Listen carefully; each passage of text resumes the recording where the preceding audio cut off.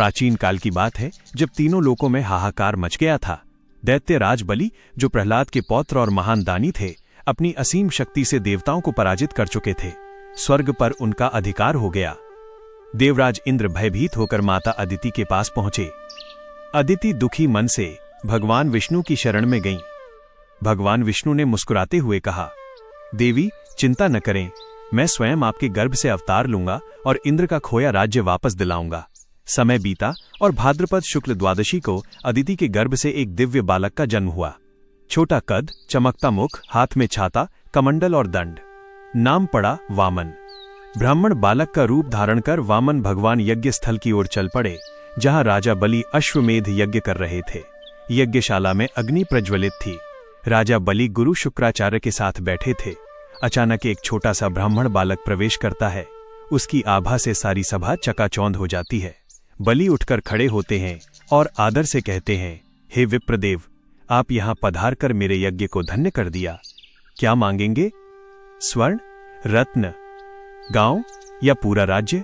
वामन मुस्कुराते हुए बोले, राजन, मुझे केवल 3 पग भूमि चाहिए। बलि हंस पड़े, केवल 3 पग? इतना छोटा दान? हे ब्राह्मण, मांगो कुछ बड़ा। लेकिन वामन अडिग रहे, बस 3 पग। शुक्राचार्य को संदेह हुआ। उन्होंने बलि को चेतावनी दी, राजन, ये साधारण बालक नहीं, ये विष्णु का छल है। दान मत करो। पर बलि दानवीर थे, वचन से कभी मुकरते नहीं। उन्होंने जल लेकर संकल्प लिया, हे ब्राह्मण देव, मैं आपको 3 पग भूमि दान करता हूं।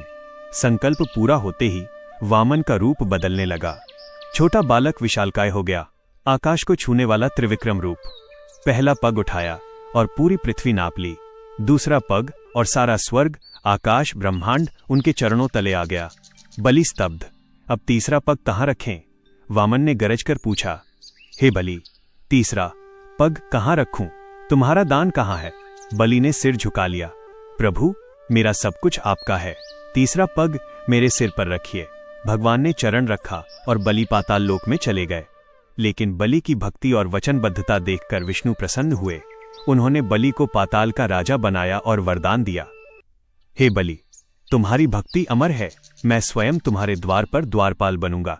इस प्रकार भगवान विष्णु के वामन अवतार ने अहंकार को चूर किया, धर्म की रक्षा की और भक्ति की महिमा दिखाई। दान की शक्ति, वचन की पवित्रता और भगवान की लीला अनंत है। जय श्री विष्णु, जय वामन देव। अगर आपको ये कहानी पसंद आई तो लाइक करें, कमेंट में अपने विचार बताएं और इस वीडियो को अपने दोस्तों और परिवार के साथ शेयर करें। हमारे चैनल को सब्सक्राइब करना न भूलें और बेल आइकन दबाएं ताकि आपको हमारी हर नई वीडियो की सूचना मिले। आपका दिन मंगलमय हो।